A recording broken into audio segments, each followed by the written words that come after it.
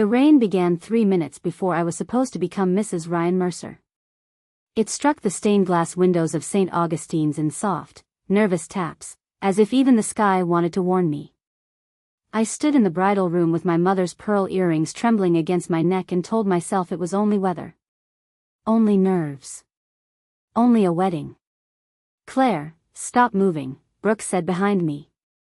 My maid of honor pressed both hands against my shoulders and guided me back toward the mirror. Her smile was perfect. Too perfect. White teeth. Pale lipstick. Not a single crack. Mine looked painted on. The woman staring back at me wore a silk dress I had spent 18 months paying for. Her blonde hair was pinned into a careful knot. Her blue eyes were bright, but not from happiness. Ryan had not answered my last 6 messages. "Is he here?" I asked. Brooke reached for my veil. "The groomsman said he needed a minute." "A minute for what?" She avoided my reflection. That was the first thing I noticed. The second was the folder missing from the table beside my bouquet. A cream-colored folder containing the property documents Ryan had asked me to sign after the ceremony. He said they were routine. Something about combining our assets. Something about making the bakery part of our future. My mother had left me that bakery. It was the last thing in my life that still smelled like her. "Where are the papers?" I asked. Brooke's hands stopped. "What papers?" "The folder that was right there." Her eyes flicked toward the door. One glance. Half a second. But fear has a language. And every woman learns it eventually. I lifted the front of my dress and walked into the hallway. "Claire, wait." I didn't. The church sounded different outside the bridal room. Organ music drifting through old stone. Guests whispering behind closed doors. Rain tapping harder against the windows. Then I heard Ryan's voice. Low. Angry. Coming from the small vestry near the altar. "You were supposed to keep her upstairs." Brooke caught my arm. I looked down at her hand. She released me. Inside the vestry, a woman whispered, "She'll sign after the ceremony." "You said she never reads anything when she trusts you." My breath left me. The woman's perfume reached me before I saw her. Jasmine. Brooke's perfume. I pushed the door open. Ryan stood with his back against the oak desk, his tie loose, his mouth stained with the same pale lipstick Brooke had been wearing seconds earlier. For one impossible moment, nobody moved. Then Brooke stepped behind me. Not beside me. Behind me. Like she had already chosen where she belonged. Ryan straightened. "Claire, this isn't what it looks like." I looked at the open folder on the desk. My name appeared on the first page. Claire Bennett. Below it, a blank signature line waited like an open grave. "How long?" I asked. Brooke began crying immediately. Ryan didn't. That hurt more. "Today is complicated," he said. "You're emotional. We can discuss this after the ceremony." I stared at the man I had loved for 4 years.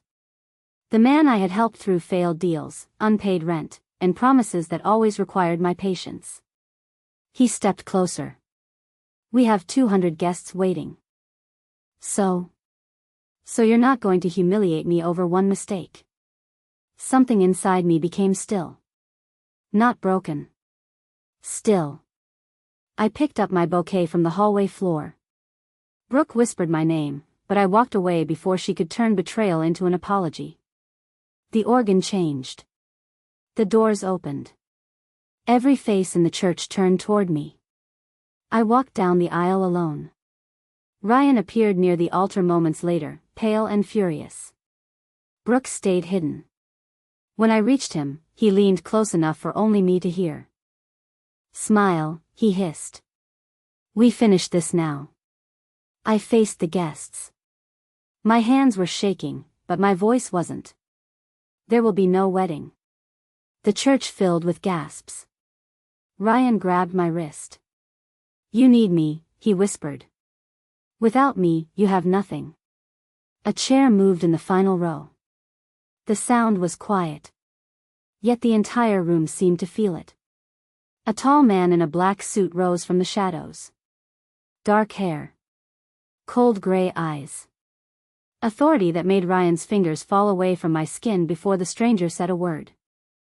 I had never seen him before. But Ryan had. Terror crossed my fiancé's face. The man stepped into the aisle and calmly buttoned his jacket. She still needs a groom, he said. His eyes settled on me. You no longer qualify. No one laughed. The stranger's words settled over the church like smoke. Ryan recovered first. Cain, he said, but the name broke in his throat. The man continued down the aisle. Each step was measured. Unhurried. He didn't need to push through the crowd. People moved before he reached them. I watched elderly relatives lower their eyes. Men who had spent the reception boasting about money suddenly became fascinated by the floor. He stopped beside me. Up close, he was taller than I had realized. A faint scar crossed one knuckle. His suit was black, but not the ceremonial black of weddings. It looked like armor. Dominic, Ryan said. This doesn't concern you. Dominic Cain turned his head slightly. Your unpaid obligations concern me. The blood drained from Ryan's face. My pulse stumbled. What obligations? I asked. Ryan answered too quickly. Business nonsense. He's trying to frighten you.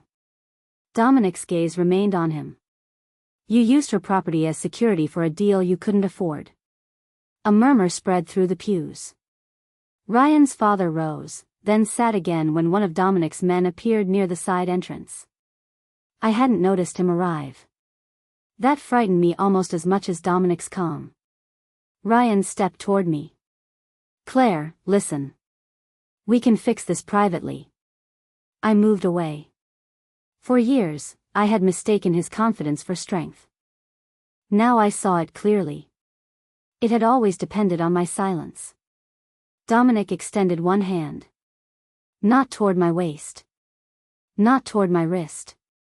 Palm upward. An invitation. You can walk out alone, he said quietly.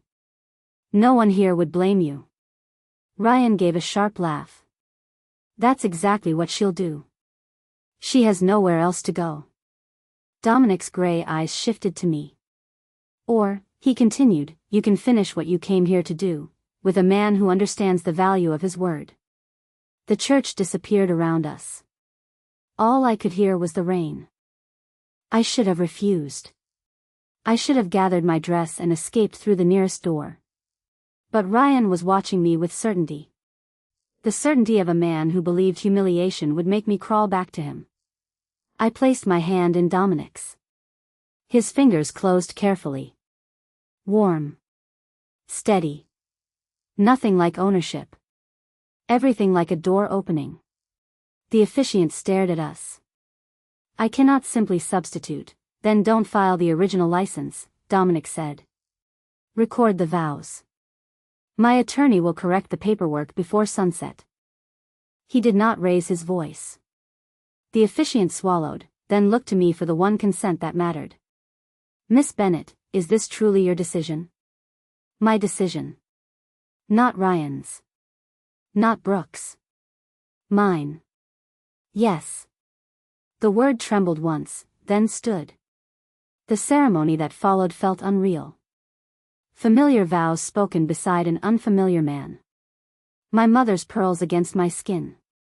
Ryan breathing somewhere behind us like a wounded animal.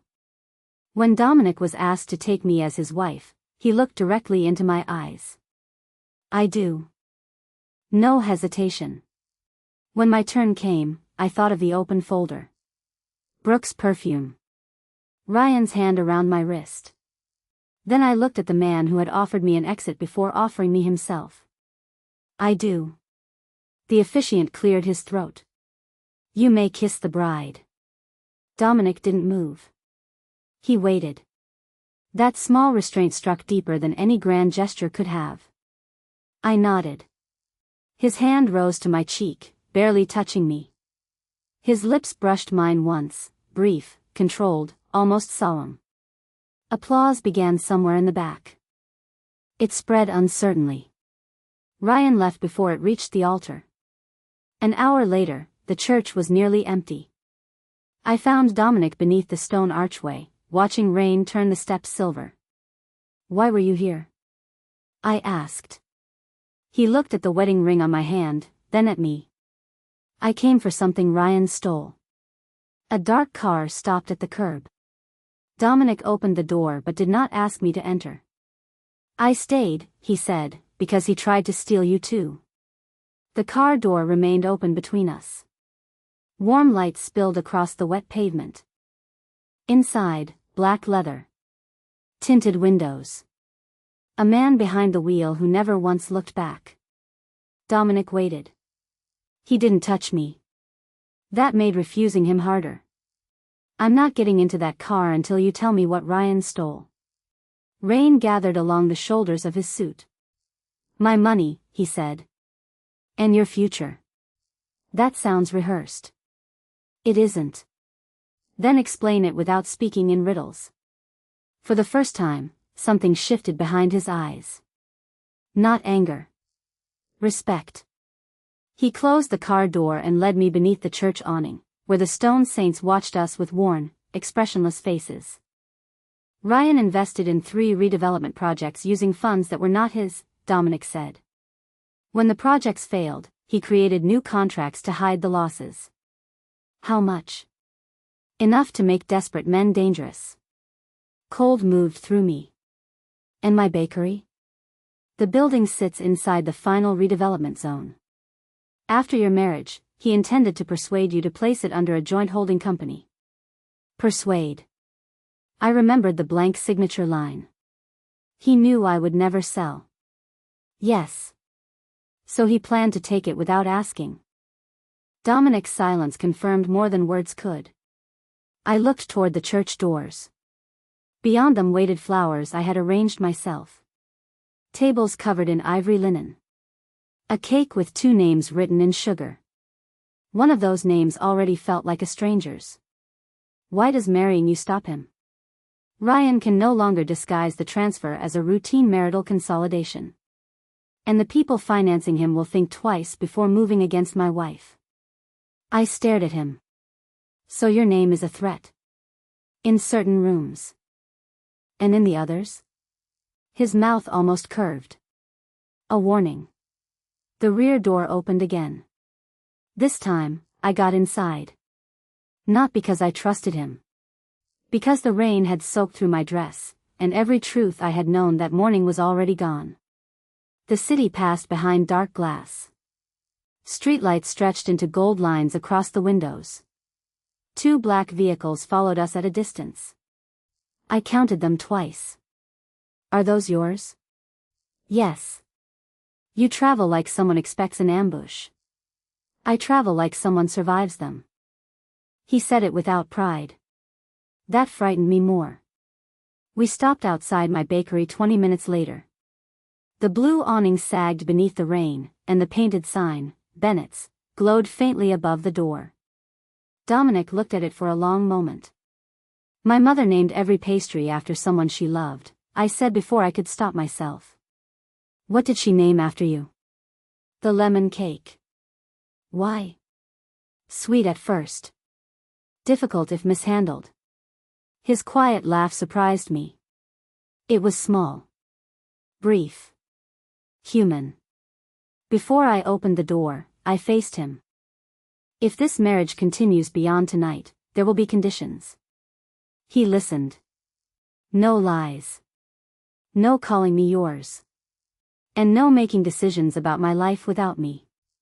Men like Ryan agreed quickly when they meant to ignore me later. Dominic took his time. Separate rooms, he said. Your finances remain yours. Your business remains yours. When this danger ends, I'll sign an annulment without contest. That wasn't one of my conditions. It's one of mine. I searched his face for the trap. I found none. "All right," I said. He nodded once. A vow without an altar. The bakery alarm was silent when I unlocked the front door, but the office light was on. I had turned it off that morning. Dominic moved ahead of me, one hand lifting slightly to keep me behind him. Two men appeared from the darkness outside as if the rain had created them. My office drawers had been opened. Nothing looked stolen. Then I saw my laptop glowing on the desk. Someone had accessed the property files at 4:12 that afternoon, while I was putting on my wedding dress. Dominic checked the printer tray and pulled out a single page. A transfer authorization. My name was typed at the bottom. Beneath it sat a signature that looked almost exactly like mine. Almost. My stomach tightened. Then I saw the witness line. Brooke Ellis. Dominic placed the page in my hands. "Your fiancé wasn't working alone," he said. But it was the date beside Brooke's signature that stopped my breath. She had witnessed the forgery 3 weeks before my wedding. Brooke's signature looked steadier than mine. That was what I hated most. No hesitation. No trembling line. Nothing to suggest guilt had touched her hand while she helped steal the only thing my mother had left me. Dominic photographed the document, then handed it to one of the men waiting near the office door. "Find out how they entered." The man nodded. "Outside," I said. All three looked at me. This is still my bakery. I won't have armed strangers frightening my employees when they arrive tomorrow. Dominic's expression hardened. "Someone broke into your office. And surrounding me with men in black suits won't unbreak it. They keep you alive. They also make me look imprisoned." Silence tightened between us. I expected an order. Ryan would have given one, dressed as concern. Instead, Dominic turned to his men. "Exterior only. Across the street. No one enters unless she calls." They left without argument. I stared at him. "You changed your mind." "No. I changed the plan." "Because I asked?" "Because you were right." The answer disarmed me more than anger would have. By morning, my wedding dress hung over a chair in my apartment like the pale skin of a life I had shed. I wore jeans to open the bakery. Dominic arrived before sunrise carrying 2 coffees and no entourage. At least none I could see. "You take it black," he said. "How do you know?" "You didn't touch the cream at the reception." I had barely noticed him watching me then. That thought followed me as I unlocked the ovens. The first hour passed quietly. Flour dust floated through the warm light. Machines hummed. Dough struck the metal counter beneath my palms. Dominic stood near the window, too large and too dark for the room, yet he never complained when I put him to work carrying sacks from the storeroom. He lifted one effortlessly. "You've done this before," I said. "I've carried heavier things." Something in his voice closed the door to the question. At 9, a man in a gray coat entered and asked to inspect the electrical panel. I almost directed him toward the back. Dominic noticed the mud on his shoes. There had been no mud outside. He stepped between us. "You're at the wrong building." The man reached inside his coat. Dominic caught his wrist before I saw what he was holding. No shouting. No spectacle. Just controlled pressure until a small lockpick set fell onto the tile. The man left through the rear door with one of Dominic's guards. No blood. No broken furniture. Only the soft bell above the entrance ringing after danger had passed. "You knew he was lying immediately," I said. "I knew he was watching your office, not the electrical panel." "And if he had pulled a weapon?" Dominic looked at me. He didn't. The certainty in his voice should have frightened me. Instead, I noticed that he had positioned his body so mine was never exposed. Later, Mia, my youngest employee, burned an entire tray of almond pastries. She stood frozen beside the oven, eyes filling with tears. "I'll pay for them," she whispered. You'll remake them, I said. And next time, set 2 timers. When she hurried away, Dominic studied me. You don't punish mistakes? Not when shame teaches less than patience. His gaze lowered. For one quiet second, I had the strange feeling that I had answered a question he had never asked aloud. That evening, I found him alone near the register, turning something between his fingers.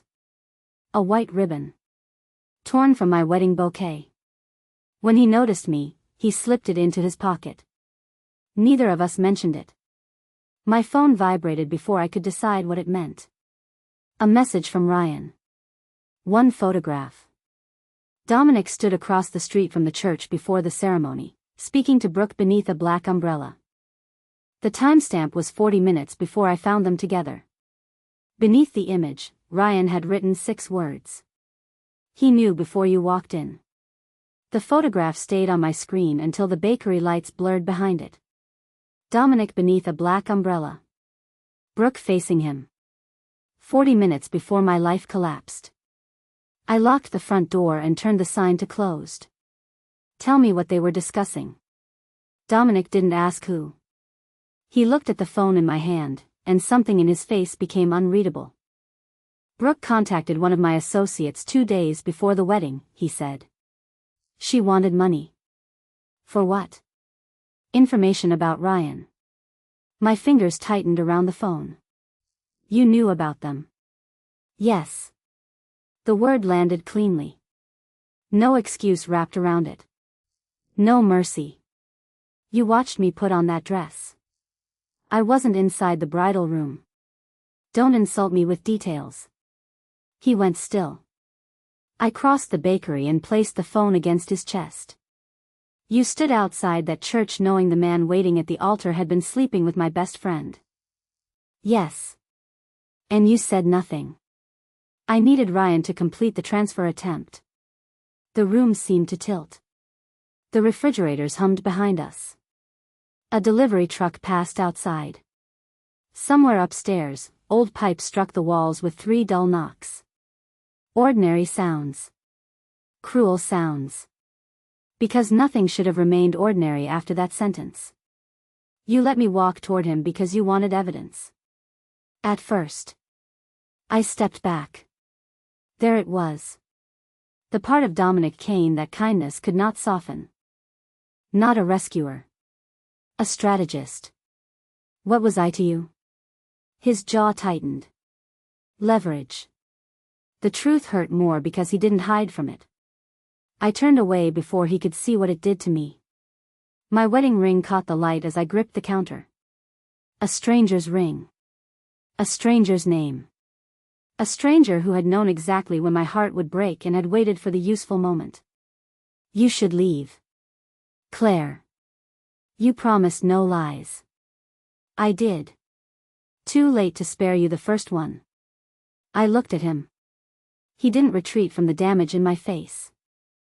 That is the kind of distinction men make when they want innocence without honesty. His eyes lowered. For once, Dominic Kane had no answer. I removed the ring. Not completely. Just enough for it to rest against my knuckle.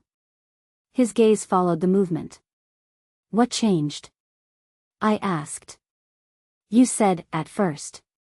What changed? He reached into his pocket and placed the torn white ribbon on the counter between us. I learned what Ryan had done to you, he said. Then I watched what you did with it. That isn't enough.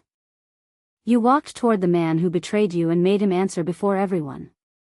Until then, you were a name attached to a property dispute. Afterward, you were the one person in that church no one could reduce to paper. Something raw passed through his expression. I stopped seeing leverage. I saw you. I wanted to believe him. That was the most dangerous part. What connection are you still hiding? His silence returned. Not cold this time. Burdened. Dominic. I can't tell you yet. The ring slid back to the base of my finger. Not forgiveness. A decision postponed. Before I could send him away, smoke curled beneath the kitchen door.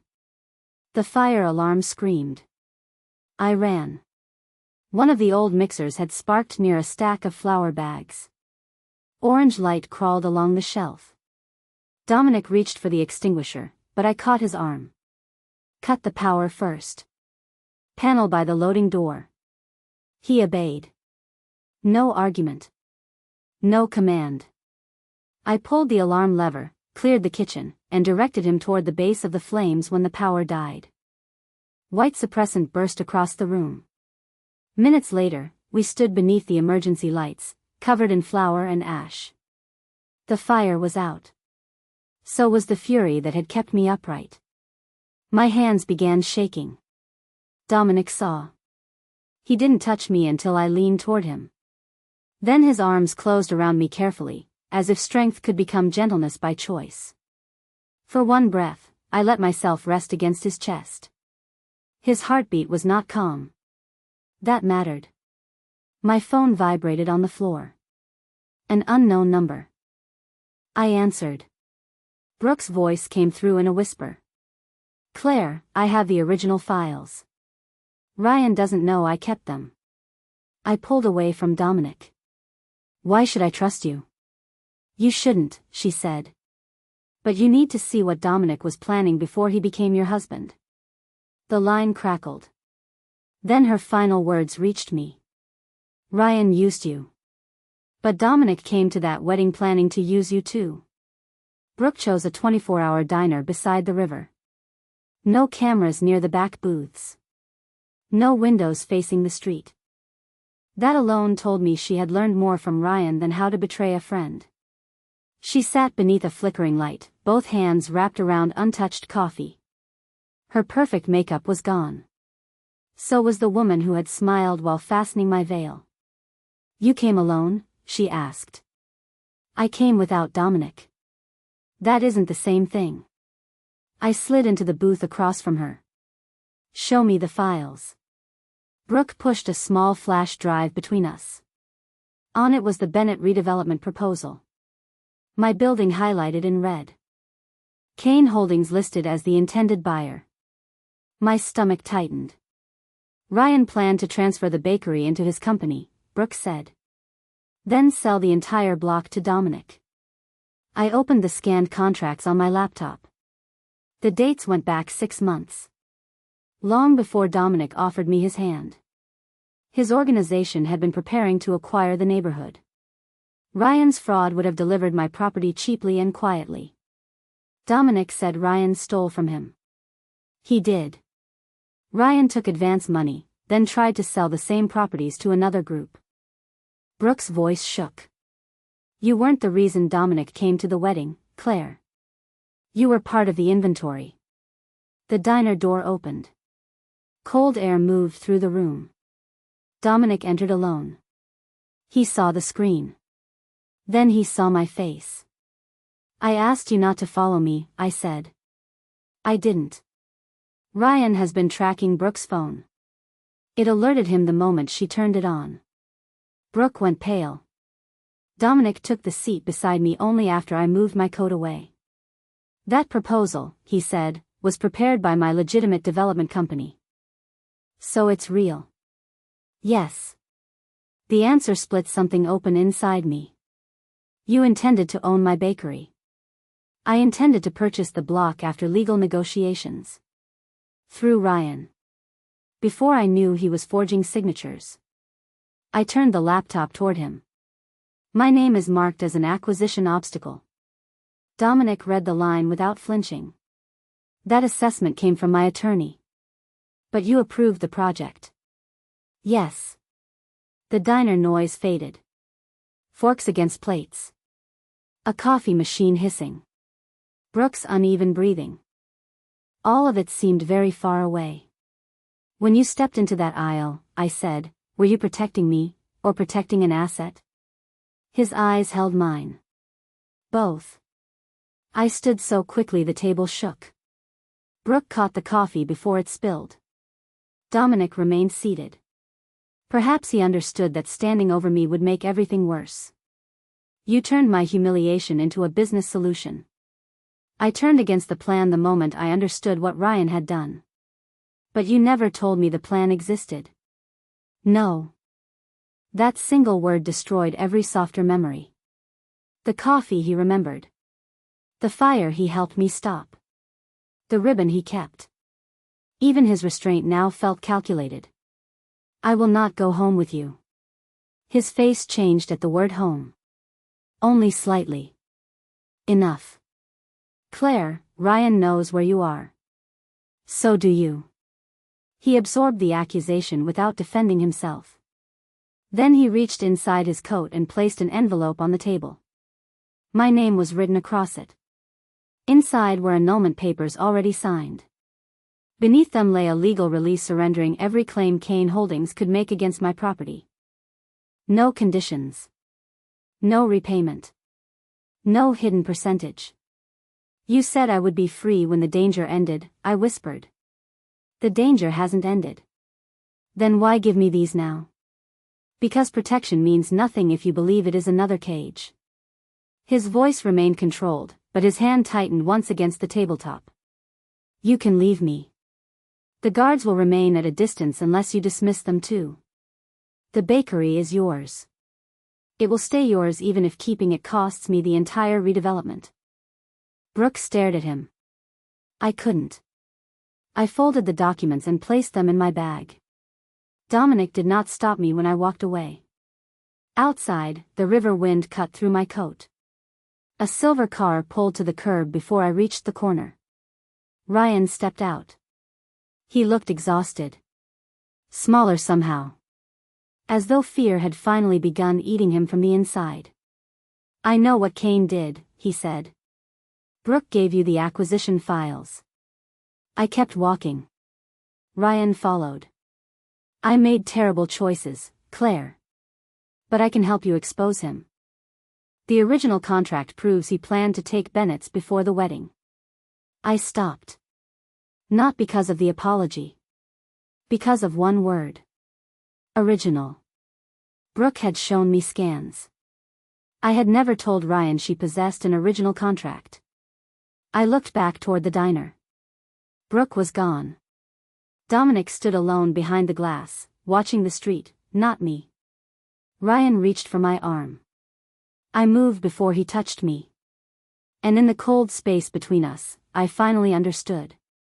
The files had not been offered to save me. They had been offered to separate me from the only man Ryan was afraid to face. Ryan's hand remained suspended between us. He had expected me to flinch. Instead, I looked at the man I had almost married and saw every calculation beneath his wounded expression. You know too much about Brooke's evidence, I said. His face tightened. Only for a second. Then the charm returned. I'm trying to protect you. No. You're trying to decide who I'm afraid of. I walked back toward the diner. Ryan didn't follow. That frightened me more than if he had. Dominic stood beside the empty booth. Brooke's coffee was still warm, but she had disappeared through the kitchen exit. She left her phone, he said. On its screen was a calendar notification. Mercer redevelopment hearing. Tomorrow. 10 in the morning. I opened the attached documents. Ryan planned to finalize control of the entire block before the fraud investigation could reach him. Once the holding company approved the transfer, the bakery would become collateral for debts I had never created. Dominic reached for the phone. I pulled it away. No, his eyes lifted to mine. This is my property. My name. My plan. He let his hand fall. What do you need?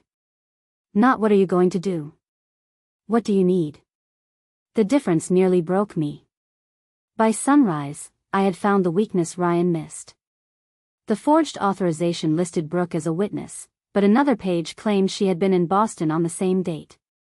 Ryan had built two lies that could not exist together. It wasn't enough by itself. We needed Brooke. And Ryan knew it. I can force her to testify, Dominic said. No, he may already have her. Then fear won't make her useful. It will only make her repeat whatever he tells her. Dominic studied me across the bakery counter. The annulment papers lay between us. I had brought them from the diner but had not signed. His gaze touched them once. "You don't owe me anything because you came back," he said. "I didn't come back to you." The words hurt us both. "I came back for help." He nodded as if pain were another order he could obey. We entered the hearing separately. The redevelopment board occupied the top floor of a glass tower overlooking the city. Ryan stood at the front beside 3 attorneys, polished and confident again. Brooke was nowhere in sight.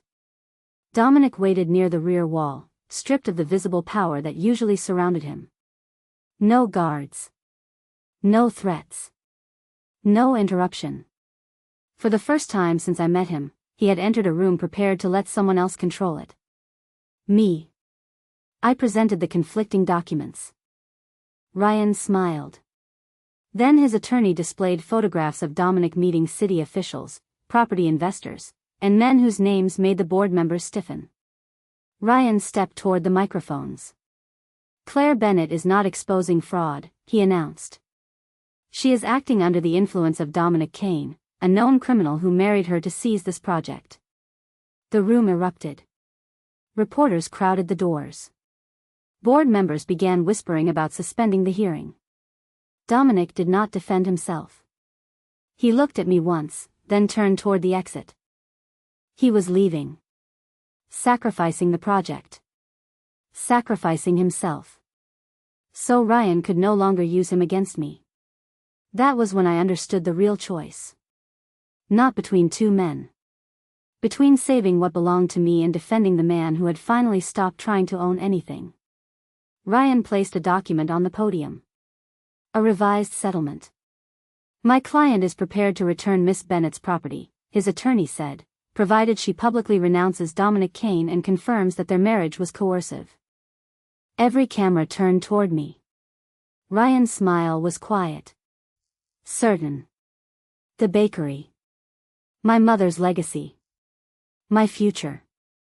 All I had to do was call Dominic a monster and let him walk away carrying the lie. Dominic stopped at the door but did not look back. Ryan leaned closer to the microphone. "Choose carefully, Claire." I picked up the settlement. Then I looked at the husband who had given me every reason to leave, and had just given me the freedom to destroy him. "No," I said. The room fell silent. I tore the agreement in half. And somewhere behind Ryan, a woman began to clap. Brooke stepped from behind the reporters. Her face was pale. One sleeve was torn at the wrist. But her hands were steady as she approached the podium. Ryan's smile vanished. "You shouldn't be here," he said. "That's what you told me when you locked my phone in your car." The room shifted. Not loudly. Power rarely breaks with a sound. Sometimes it only changes direction. Brooke placed a folder beside the torn settlement. "The documents I gave Claire were incomplete," she said. Ryan made sure she would see Dominic's acquisition proposal without seeing what happened afterward. She opened the folder. A cancellation order. Signed by Dominic Kane the morning of our wedding. My eyes found the date. 32 minutes after he had spoken to Brooke. Before he walked down the aisle. "He canceled the purchase," Brooke continued. "When I told him Ryan was using forged signatures, Dominic ordered his company to withdraw from the entire block. Ryan would lose the money he had already stolen, so he needed Claire married before anyone could stop the transfer." Ryan reached for the folder. I pulled it away first. His attorney began whispering urgently, but the cameras had already captured everything. Brooke faced me. "I thought Ryan loved me," she said. "Then I realized he only needed someone close enough to copy your signature and keep you calm." Pain crossed her face. "I helped him. Nothing excuses that." "No," I said. "It doesn't." She nodded, accepting the wound instead of asking me to close it. Then she turned to the board. I witnessed no signature. I was in Boston that day. Ryan entered my name because he believed I would protect him.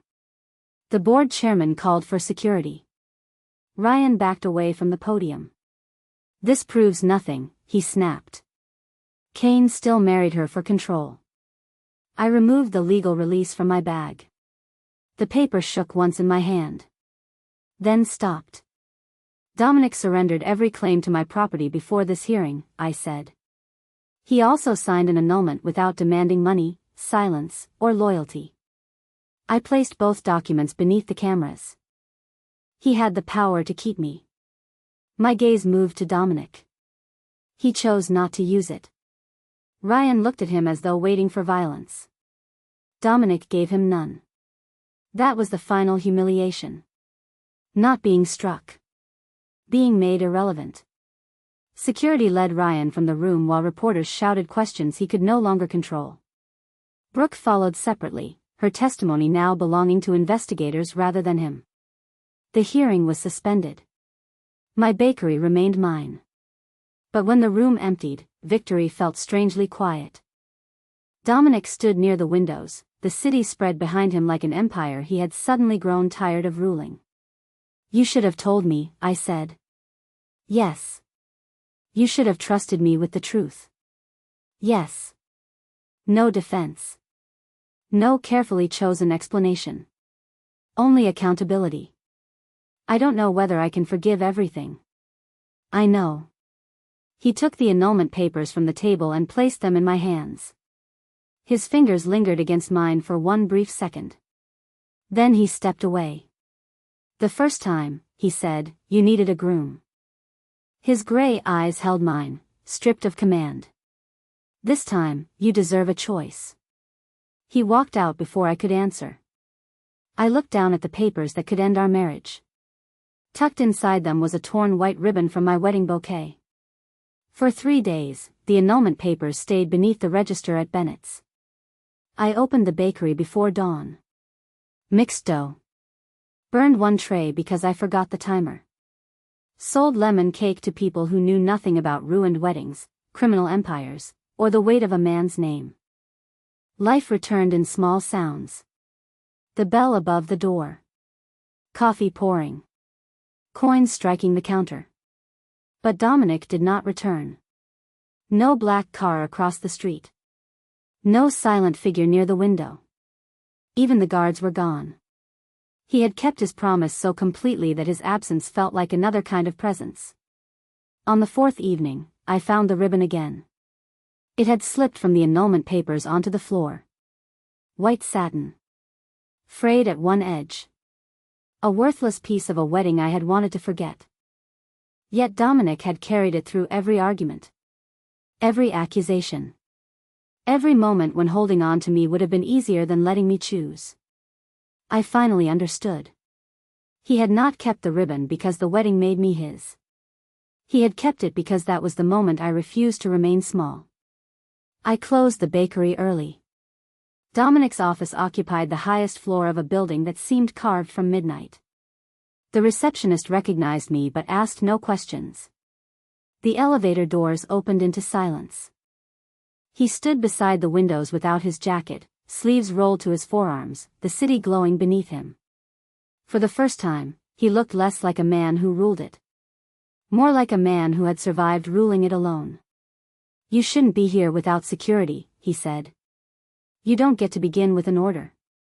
His mouth tightened. Old habit. I know. I placed the annulment papers on his desk. He looked at them, but not at me. I won't contest them. I didn't come for your permission. That made him raise his eyes. I stepped closer. I loved Ryan because I thought love meant trusting someone with every vulnerable part of me. My voice trembled, but I let it. He used that trust as a key. Dominic said nothing. You protected me. Then you hid the truth because you thought protection gave you the right to decide what I could bear. I was wrong. Yes. The word stood between us. Clean. Necessary. But when I asked you to release me, you did. His gaze lowered to the papers. I would do it again. I know. I tore them once. Then again. The sound was small, but Dominic went completely still. This is not forgiveness for everything, I said. It is not surrender. And it is not gratitude. What is it? My choice. He crossed the distance between us, then stopped before touching me. Still waiting. Still learning. Can you love me without standing in front of me? I asked. His voice was rough when he answered. I can stand beside you. I placed my hand against his chest. His heartbeat stumbled beneath my palm. Then start there. We returned to the bakery after midnight. No guests. No flowers. No frightened ex-fiancé watching from the aisle. Only flour in the air, the soft glow above the counter, and my mother's old recipe book resting near the register. Dominic slid the ring from my finger. For one breath, I felt the past release me. Then he placed it back. Not as a claim. As a vow renewed. I choose you, he said. This time, there was no audience to fear him. No enemy to defeat. Only me. I choose you too. He stepped in when another man left me standing alone. But that was not the moment I became his wife. I became his wife when he gave me the freedom to walk away, and trusted my heart enough to let me return.